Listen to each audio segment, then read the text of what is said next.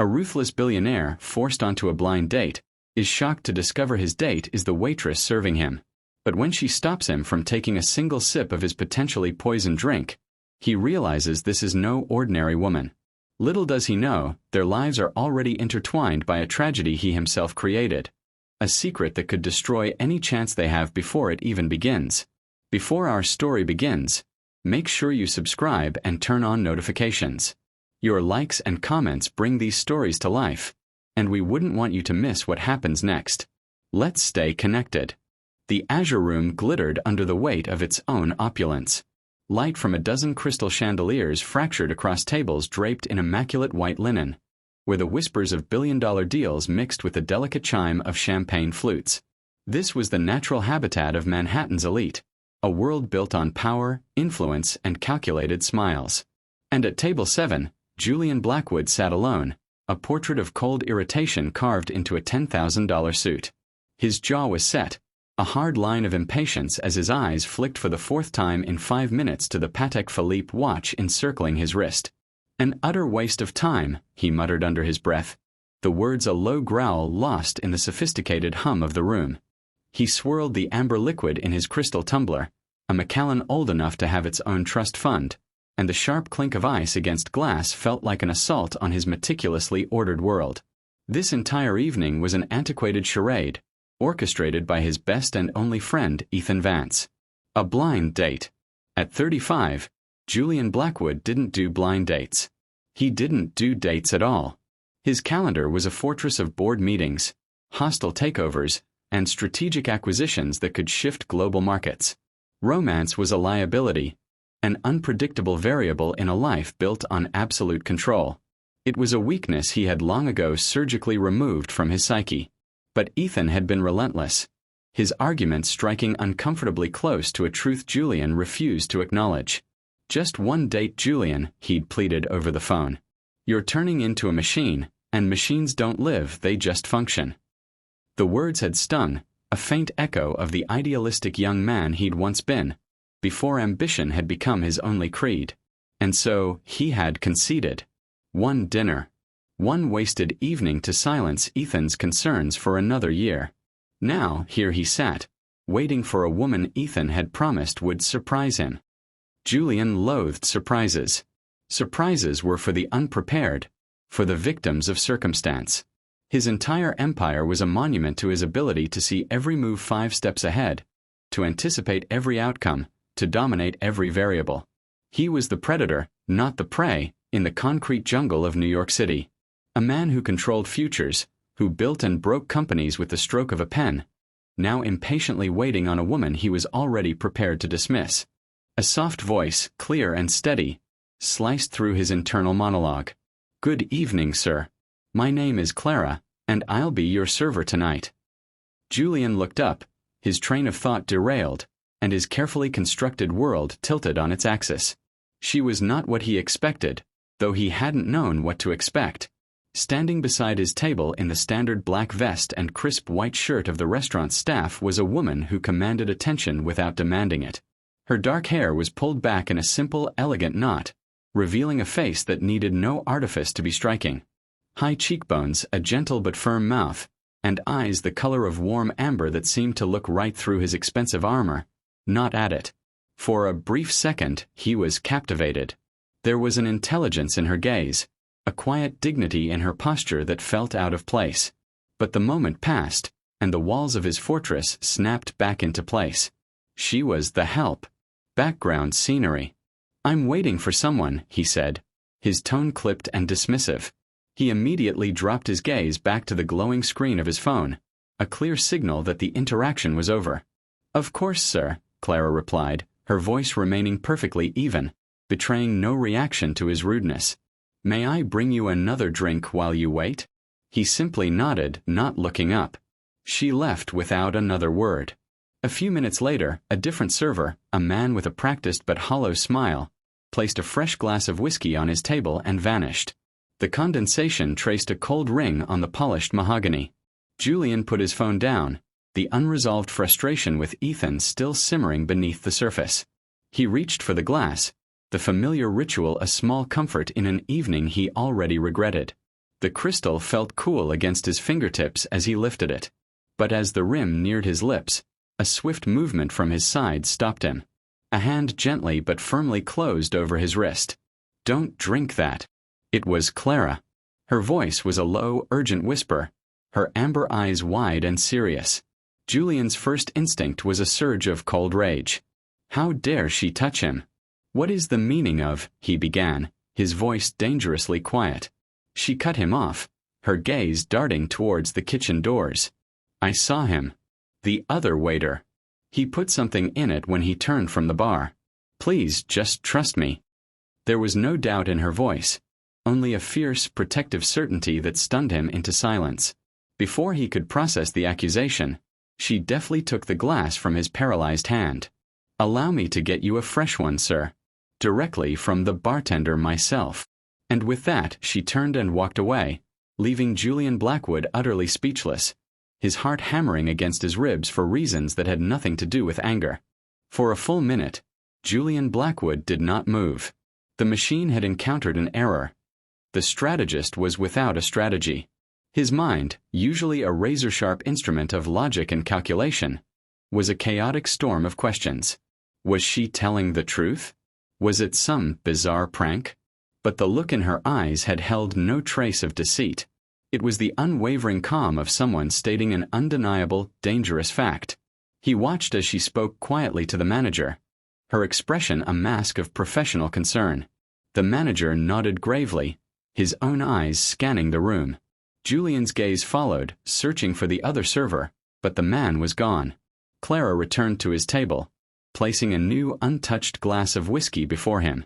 There was no mention of the incident, no hint of drama in her demeanor. "My sincerest apologies for the delay, sir," she said, her voice once again the epitome of calm composure. It was this absolute control, this grace under what could have been immense pressure, that solidified his belief. She wasn't lying. He pulled out his phone, his thumb moving with practiced efficiency. He sent a single encrypted text to his head of security. "Azure room. Male server. Dark hair. Slim build. Check security footage from the last 10 minutes. A possible attempt on my drink. Identify him and handle it with absolute discretion. Report to me only." He had enemies. One did not build an empire without making them. But an attempt this bold, this direct, it was unsettling. As he slipped the phone back into his pocket, it buzzed with an incoming message. He glanced down, assuming it was an early reply from his team. But the name on the screen was Ethan Vance. The message was short, and it landed with the force of a physical blow. "So, how's the blind date?" "Surprise. She's the one in the uniform. Her name is Clara. Don't you dare blow it." Julian's head snapped up, his neck cracking with the speed of the movement. His eyes scanned the crowded room, landing on Clara as she took an order from a nearby table. The words from the text echoed in his mind, colliding with the events of the last few minutes in a cascade of staggering disbelief. The waitress. The woman he had dismissed with a flick of his eyes. The woman who had just, in all likelihood, saved his life from a threat he never saw coming. That was his date. The entire evening, Ethan's insistence, the mystery woman, the sudden, terrifying danger. It all coalesced into one impossible truth. The woman he was supposed to meet wasn't late. She had been standing in front of him the entire time, and he had treated her like she was invisible. A wave of something hot and unfamiliar washed over him. A complex, bitter mixture of humiliation and a profound, unnerving sense of awe. The world, which had momentarily dissolved into a blur of chaotic information, slowly sharpened back into focus.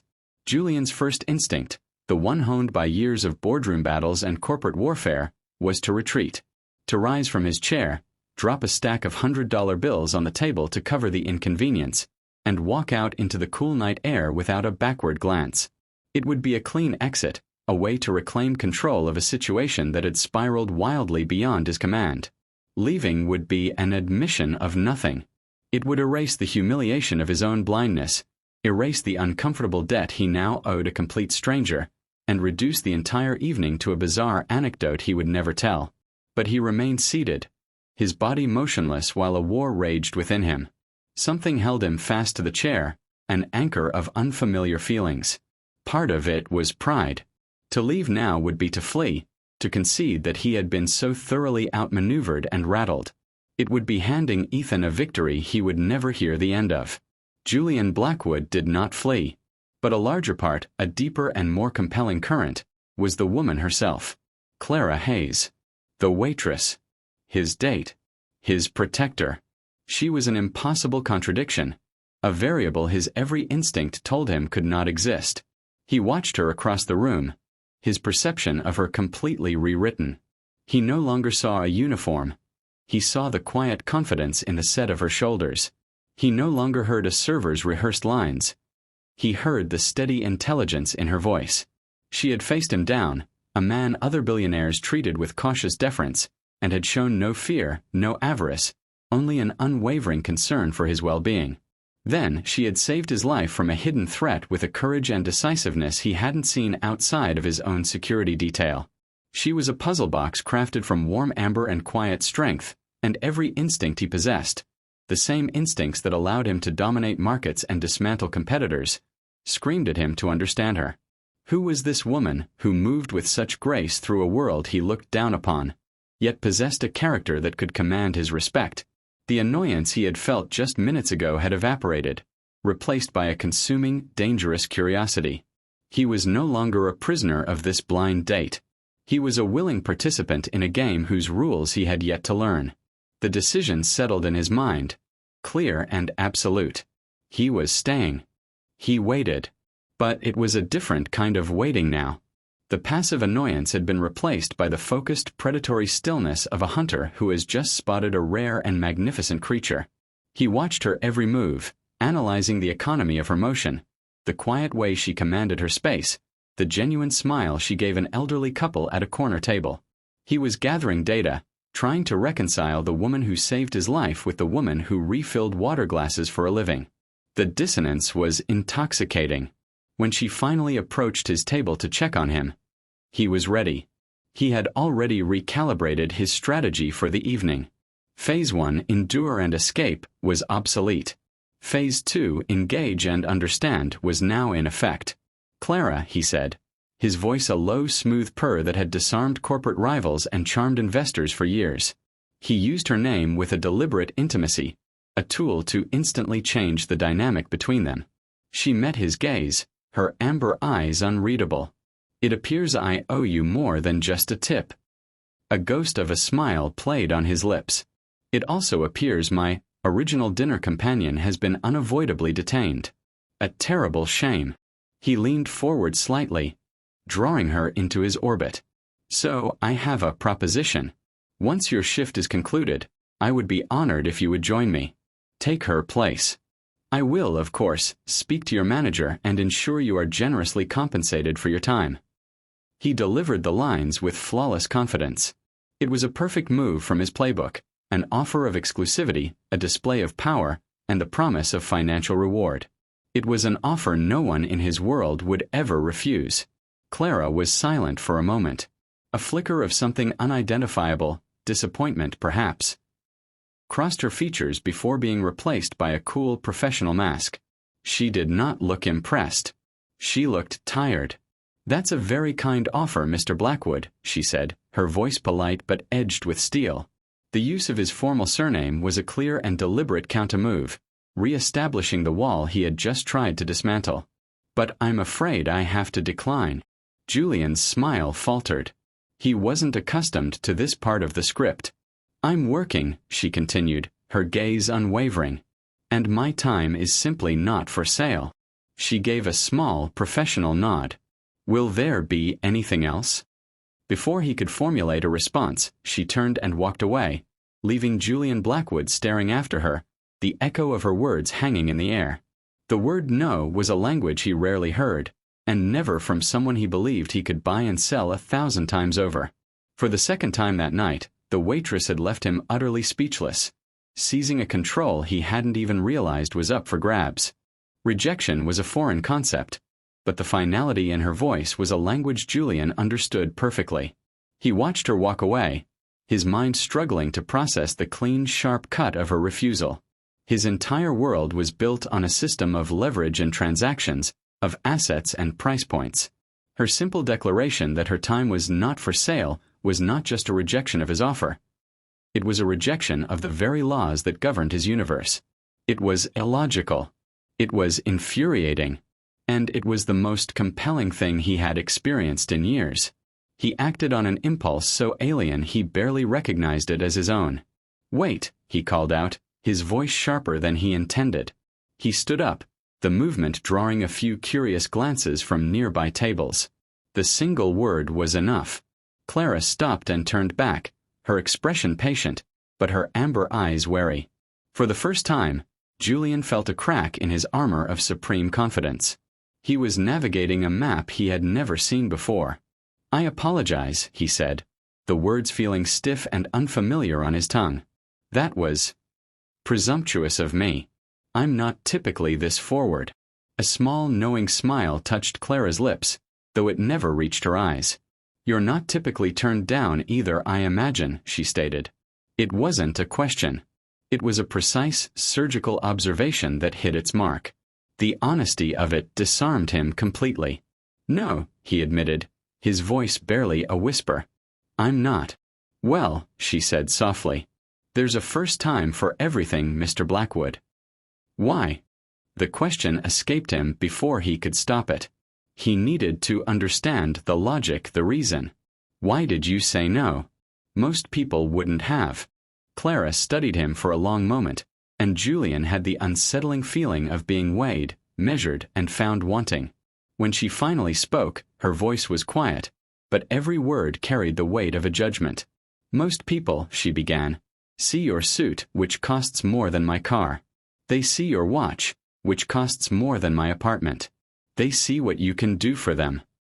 She took a small step closer, her gaze unflinching. "I see a man who sits alone in a room full of people, checking his phone every 30 seconds like he's afraid the world might forget he exists if he looks away. I see a man who just offered to buy an hour of my company because that's the only tool he has left. I see someone who thinks everything and everyone has a price tag." She paused, letting the words sink in like shards of ice. "You're not buying my time, Mr. Blackwood. You're just trying to fill yours." He sank back down into his chair, the fine leather and polished wood offering no comfort.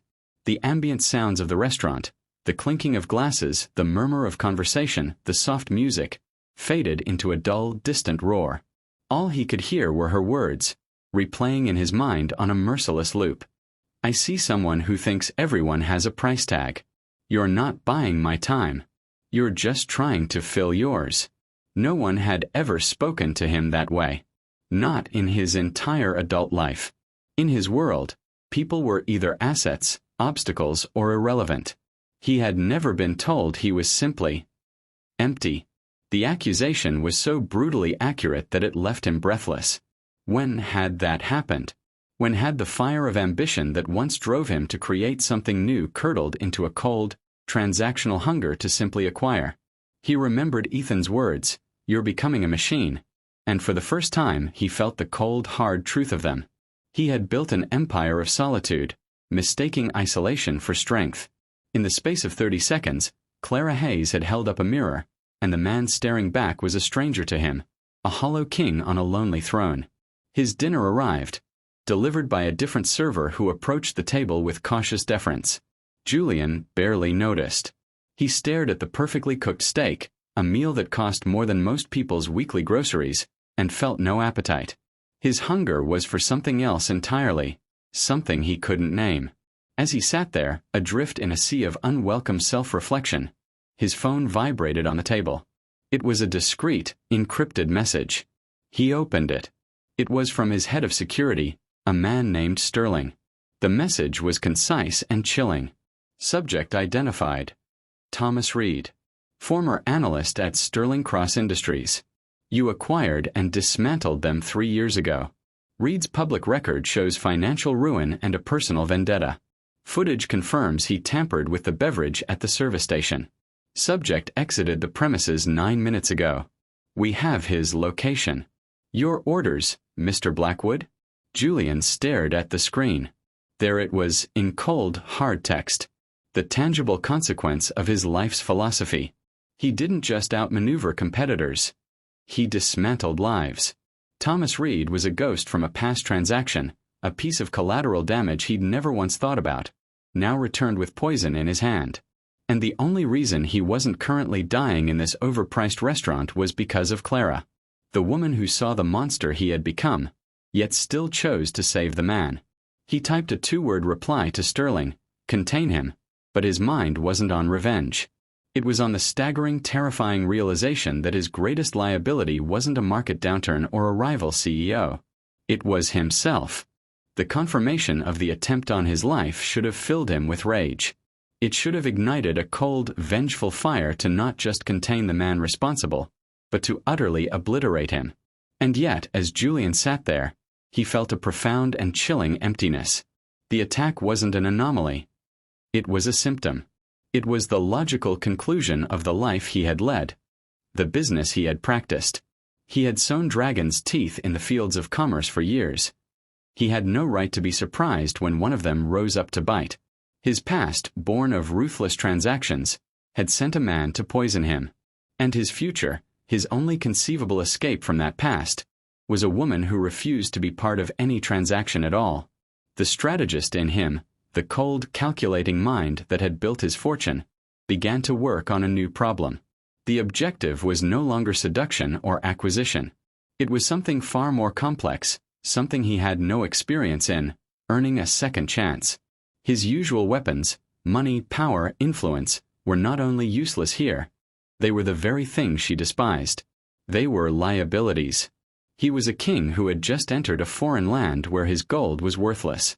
He ate his meal in silence, his attention rarely leaving Clara. He watched her with a new, desperate kind of focus. He noticed the small things now. The way she refilled an elderly gentleman's water glass without being asked, her hand briefly touching his shoulder in a gesture of simple reassurance. The patience in her voice as she explained a dish to a table of tourists for what was likely the 10th time that night. He even saw her share a quick conspiratorial smile with a young busboy who had nearly dropped a tray of dishes, a silent communication of "don't worry, it happens" that instantly eased the boy's panic. He was a master of a dozen languages, fluent in the dialects of finance from Tokyo to London, yet he was illiterate in the one she spoke so fluently, the language of simple human decency. She moved through her world building small, invisible bridges of kindness, while he had spent his life building walls. He knew then that his old playbook had to be burned. A new strategy began to form, one so foreign to his nature that it felt like a monumental risk.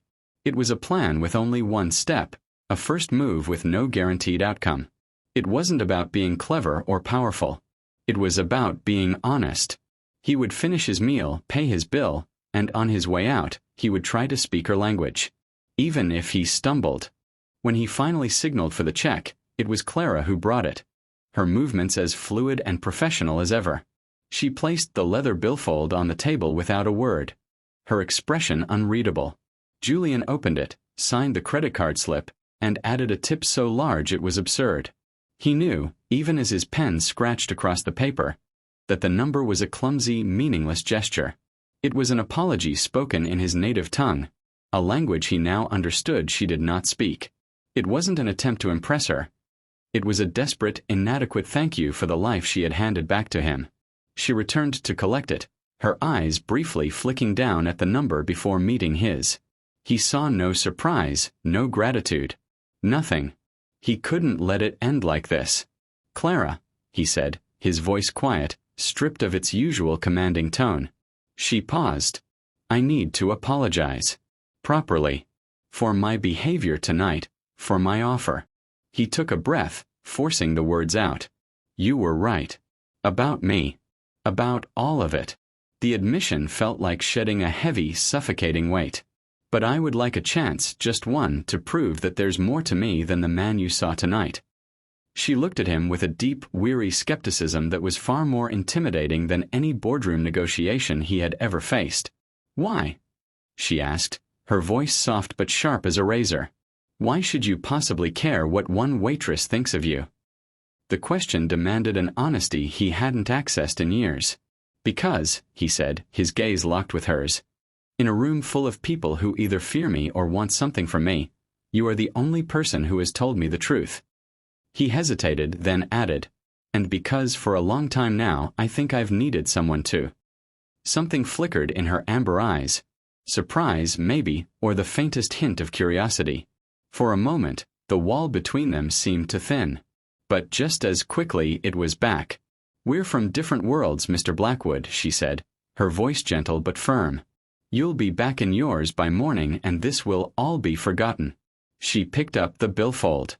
"Have a good evening." As he stood to leave, he watched her walk away. But just before she disappeared toward the kitchen, she glanced back over her shoulder, a single fleeting look that he couldn't quite decipher. It wasn't much, but it wasn't nothing. Outside, the cool October air felt sharp and clean. His driver stood waiting by the open door of his Bentley. As the car pulled silently into the stream of Manhattan traffic, Julian ignored the glowing skyline. He took out his phone and made a call. Ethan answered on the second ring, his voice infuriatingly cheerful. "Well, don't leave me in suspense. Did the machine learn how to feel?" Julian cut him off, his voice low and intense, devoid of any humor. "I need information, Ethan. Everything you have on Clara Hayes.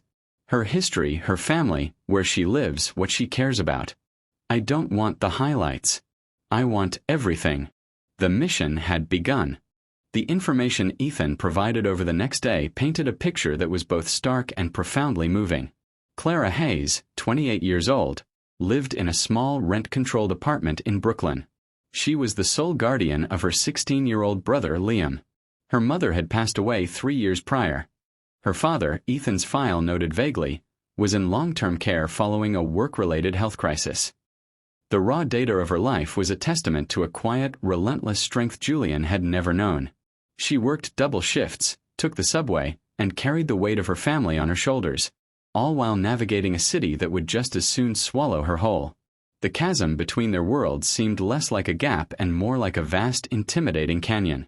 He waited 2 days before contacting her, giving the memory of their encounter time to settle. When he finally sent the text, his hands, which had signed checks for 9 figures without a tremor, felt unsteady. "This is Julian Blackwood. I understand if you delete this. I meant what I said. I'd like a real conversation." The hours that followed were a form of exquisite torture he was wholly unfamiliar with. He, a man whose calls were answered on the first ring, found himself checking his phone every few minutes like an anxious teenager. The reply, when it finally came late that night, was as pragmatic and guarded as the woman herself. "Coffee. A public place. My choice. I have a day off next Tuesday." He agreed immediately. The week leading up to it was a slow, careful dance conducted over text. They avoided the landmines of their first meeting, instead trading small, inconsequential details. He learned she loved old black-and-white films, that she used to paint before life got in the way, and that her brother was a burgeoning genius with computers. She learned that he hadn't grown up with money, that his father had been a factory worker, and that he'd started his first company from a cramped college dorm room. With each text, a single fragile thread was woven across the canyon between them. She chose a small, unassuming coffee shop in her Brooklyn neighborhood. "My territory," she had texted. "Equal ground." Julian arrived 15 minutes early, a nervous energy thrumming beneath his skin. He had negotiated billion-dollar mergers with less anxiety. He had deliberately dressed down in dark jeans and a simple cashmere sweater, but he still felt conspicuously out of place. When she walked through the door, a minute before their agreed time, the last of his carefully constructed composure dissolved. Dressed in a simple dress, her hair unbound and falling over her shoulders, she looked younger, softer, and more beautiful than he remembered. This was not the waitress who had defied him. This was Clara.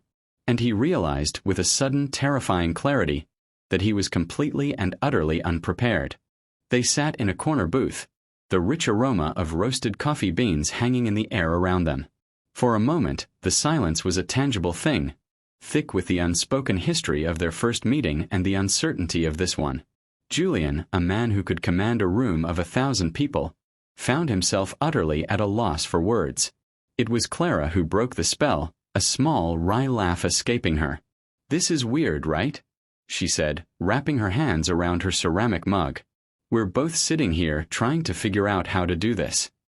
Relief washed over Julian, and he gave her a genuine, unpracticed smile. Incredibly weird, he agreed. I feel like I'm interviewing for a job I'm not remotely qualified for. Well, she said, her own smile softening the weariness in her eyes. Let's make it easier. No pretense. You ask me a real question, I'll ask you one. Honest answers only. Deal. Deal, he said immediately. You first. She considered him for a moment, her gaze thoughtful. All right, Mr. Blackwood. If money was no object, if you already had everything you could ever want, what would you do with your life? The question caught him off guard. He'd spent his entire adult life in the pursuit of money. The concept of a reality without that pursuit was a blank space. He had to reach back, past the years of ambition and ruthless strategy, to the boy he'd once been. I wanted to be an architect, he admitted, the words feeling strange in his own mouth. I used to sketch designs for sustainable, green buildings that could change how people lived in cities. So why didn't you? She asked gently.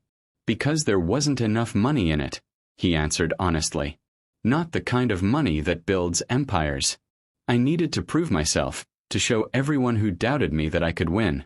So I went into tech. You traded a dream for an empire, she murmured, a statement of fact, not a judgment. The truth of it landed squarely in his chest. Your turn, he said, needing to shift the focus. Same question. What would you do? Her eyes lit up with a sudden, fierce passion that transformed her face. I'd open an art school, she said without hesitation. A free one for underprivileged kids here in the city. I'd teach them that creativity isn't a luxury. It's a necessity. That there's beauty everywhere, even when life is hard. Especially then. The passion in her voice was captivating, but he saw the shadow that crossed her face as she finished. Why don't you? He asked softly. Her light dimmed. Because for my family, money is always the object, she said, her voice dropping. Because I have to pay for my brother's future and my father's past. He saw the pain in her eyes, and before he could stop himself, he asked, What happened to your father, Clara? She went very still. When she spoke again, her voice was quiet, but steady as stone. My father, Patrick Hayes, was a businessman. He built a mid-sized consulting firm from the ground up. He was a good ethical man who believed in integrity. 3 years ago, a much larger corporation came after his. They wanted to absorb him in a hostile takeover. When he refused to sell the company he'd spent his life building, they started a campaign to destroy him. They bled him dry, professionally and personally. The stress. It caused a massive stroke. He's been in a coma ever since. The pain in her voice was a raw, open wound. We lost everything trying to keep him alive. Julian listened, and the world seemed to tilt. He felt a surge of cold fury at the faceless corporation that had acted with such casual, devastating cruelty. He wanted to reach across the table to take her hand, to promise her that he would find the men responsible and make them pay. He wanted to be her champion, her avenger. But even as the righteous anger burned in his chest, a colder, more terrifying feeling began to spread through him like ice in his veins. A ghost at the edge of his memory. A mid-sized consulting firm. 3 years ago. A hostile takeover. The details were clinical, transactional, but they struck a familiar, discordant chord. His mind, an archive of 1,000 such acquisitions, began to frantically search its own dark history. He saw spreadsheets, strategy memos, columns of numbers that represented market shares and revenue streams, but never human lives. The feeling grew from a faint suspicion to a sickening dread that coiled in the pit of his stomach. He prayed he was wrong, but he knew with the same chilling certainty that had made him his fortune, that he was not. He had to ask. He had to know. Clara, he said, and his own voice sounded strange to him, a strained whisper. The company. The one that went after your father's business. Do you remember what it was called? She looked up at him, her eyes still clouded with the pain of the memory, confused by the sudden tension in his voice. I think so, she said, searching her past. It was something. Blackwood. Blackwood Holdings, that was it. The name hit the air between them and hung there, a poisoned dart. For Julian, it was a death knell. The memory, which had been a vague shadow, now slammed into him with the force of a physical blow. He saw it all with nauseating clarity. The file on his desk labeled Project Nightingale, the target company Hayes Consulting, the aggressive strategy his team had proposed to neutralize a regional competitor. He remembered signing the final directive himself, a quick, careless signature on a single line that had, in turn, destroyed a family. It had been a Tuesday. Just another acquisition. Just another stepping stone. He didn't realize the blood had drained from his face until he saw his own horror reflected in Clara's eyes. She watched his carefully constructed mask crumble into pieces, and then her own eyes widened as the impossible, monstrous truth dawned on her. Her breath hitched. Blackwood. She stared at the man across from her, the man whose vulnerability she had almost started to believe, and she saw him for what he was. Not a potential connection. Not a kindred spirit. He was the architect of her ruin. The quiet hum of the Brooklyn coffee shop ceased to exist. The world had narrowed to the 4 feet of space between them, a battlefield littered with the wreckage of a history he had written and she had been forced to endure. It was Clara who broke the suffocating silence, her voice a strangled whisper, a prayer against the truth. No. No, it can't be. Julian's mind, usually his greatest weapon, was a traitor. It offered him no strategy, no escape. There was only the brutal, undeniable fact of his guilt. Clara, he began, his own voice sounding hollow and distant. I swear I didn't know. Hayes Consulting. It was just a name on a file. A transaction. I never looked into the personal details, the people involved. The words, meant as an explanation, were gasoline on a spark. Her head snapped up, the disbelief in her eyes hardening into a fury so pure and white-hot it seemed to radiate heat across the table. Didn't know, she repeated, her voice shaking with a volcanic rage. Or didn't care. Which is it, Julian? She stood up so abruptly her chair screeched against the wooden floor, drawing stares from the other patrons. She backed away from the table, from him, as if he were a disease. You sat there and listened to me. You watched me talk about my father, my mother.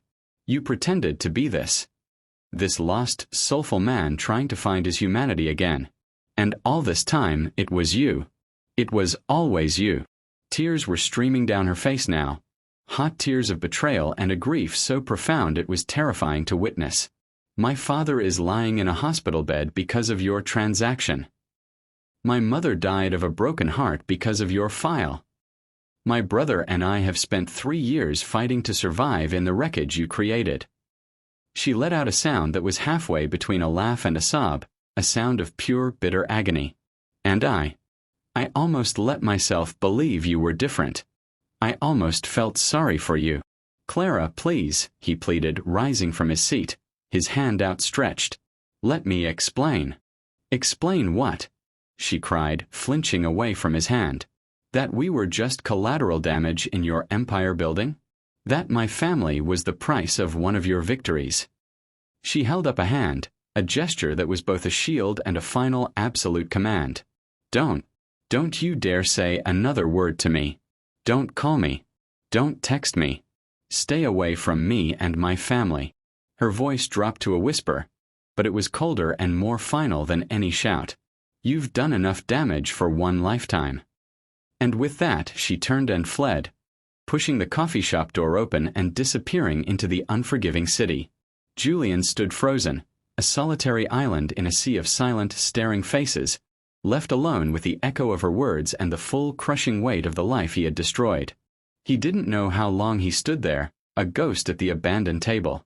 Eventually, the concerned gaze of the shop's owner penetrated his stupor.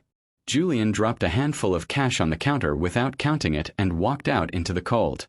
He didn't call his driver. He just walked aimlessly through the unfamiliar streets of Brooklyn, the name Blackwood echoing in his mind like a curse. Clara's grief, her rage, her utter betrayal. He had earned every bit of it. For years, he had operated under the mantra that business wasn't personal. He saw now, with devastating clarity, that it was the most personal thing in the world. It was homes and futures and families. It was a man in a coma and a woman with haunted amber eyes. He walked until the sun began to set, arriving back at his sterile penthouse apartment overlooking Central Park as the city lights began to glitter like a sea of cold diamonds. The view, which had once been a symbol of his triumph, now felt like a monument to his isolation. There, in the crushing silence of his empty home, the shock and grief finally hardened into something else, a grim, unwavering resolve. Redemption was a fantasy. Forgiveness was a grace he had not earned and did not expect. But restitution was a problem of logistics and capital. And in that dark art he was an expert. He spent the entire night in his home office. He pulled up every file on the Hayes Consulting acquisition, forcing himself to read every ruthless memo, every callous email, every line of the strategy that had systematically dismantled Patrick Hayes's life. He saw the names of loyal employees who were terminated. He saw the internal reports that mocked Patrick's refusal to surrender. And he saw a photo, clipped from a trade journal, of Patrick Hayes accepting an award, a kind-faced, proud man who had no idea the corporate machine that was about to grind him into dust. At 3 a.m., he made his first call. Not to an associate, but to a discreet service that catered to the ultra-wealthy. His instructions were cold and precise. I need you to find the single best neurological rehabilitation facility on the planet. I don't care where it is or what it costs. You will arrange for the immediate transfer of a patient named Patrick Hayes from his current facility. The entire affair, the transport, the treatment, all of it indefinitely, will be paid for by a new anonymous medical foundation. You will create it. The Hayes family is to know nothing of the source. Am I clear? His second call was to a contact on the board at MIT. He learned that Liam Hayes was indeed a prodigy. By sunrise, Julian had arranged for an unsolicited, anonymous, full-ride scholarship to be offered to Liam, citing a fund for students of exceptional talent and circumstance. He wasn't giving them money. He was trying to give them back the future he had stolen, one piece at a time from the shadows. Weeks turned into months. For Julian, they were a period of quiet, monastic penance. He worked from the shadows, a ghost rearranging the world to benefit the family he had nearly destroyed. He respected Clara's final command, never once attempting to call, text, or see her. He had forfeited that right. His atonement had to be a solitary act, its own reward and its own punishment. For Clara, these same months were a time of bewildering, miraculous hope. First came the call. Her father was being transferred to a cutting-edge neurological center in Switzerland, all expenses covered by a mysterious new medical foundation. Then, an impossibly thick envelope arrived for Liam from MIT, offering a full scholarship funded by an anonymous benefactor. The crushing weight she had carried for 3 years began to lift, replaced by a tentative, fragile joy she hadn't felt since her father's collapse. But with the joy came a persistent, nagging question. Why? It was Liam, with the sharp, analytical mind that had earned him that scholarship, who finally pieced it together. He spent weeks digging online, finding no trace of the foundation, no record of the benefactor. It was too clean, too perfect. One evening, he sat his sister down at their small kitchen table. "They're ghosts, Clara," he said. "These foundations don't exist. It's a construct." He looked at her, his expression serious beyond his years. "There's only one person I can think of with the resources and the motive to do all this." He paused. "Heartless monsters don't arrange anonymous miracles. I think it's him." The suggestion sent Clara's world into a spin. The man she had forced herself to hate, the villain of her life story, was the secret author of her family's salvation. The anger she had held onto for so long went to war with a powerful, undeniable wave of gratitude. To accept his help felt like a betrayal of her parents' memory. To deny it felt like a betrayal of the future he was now handing back to them. She knew she had to see him. She found him not in a glittering tower, but on a simple park bench overlooking the East River, as if he were waiting between their two worlds. He looked thinner, the sharp edges of his arrogance worn down into something quieter, more somber. She didn't waste time with greetings. "The foundation," she said, her voice steady. "The scholarship. It was you." Julian looked up at her, and she saw no triumph in his eyes, only a deep, abiding sorrow. He simply nodded. Yes. Why? She whispered, the question loaded with 100 conflicting emotions. I told you I would try to be better, he said, his voice quiet. This was the only way I knew how. I did it because it was the only right thing to do. I never wanted you to find out. My dad, she said, the words catching in her throat. He's responding to the treatment, Julian. The doctors. They say he might wake up. For the first time, she saw a flicker of raw, genuine emotion break through his control. His eyes glistened. That's all I ever wanted to hear, he breathed. They stood in silence for a long time, the city humming around them. Do you have any idea, she finally said, her voice trembling, how hard it is to hate the person who is saving your family? I have no right to ask for your forgiveness, Clara, he said, his gaze fixed on the water. I never will. But I will spend the rest of my life trying to be worthy of it. She took a slow step towards him. The anger was still there, a scar that would never fully fade. But beneath it was something new, something fragile and unexpected. I don't know how to forgive you, she said honestly. But, watching my brother pack for his dream school, hearing the hope in the doctors' voices, I think I'm willing to learn. She held out her hand. After a moment's hesitation, he took it. His touch was not the confident grasp of a billionaire, but the tentative, grateful touch of a drowning man being offered a lifeline. It was not a fairy tale ending, written in simple blacks and whites. It was something far more rare and beautiful. A second chance. A chance to build something new, not on perfect ground, but on the difficult, complicated, and fertile soil of forgiveness.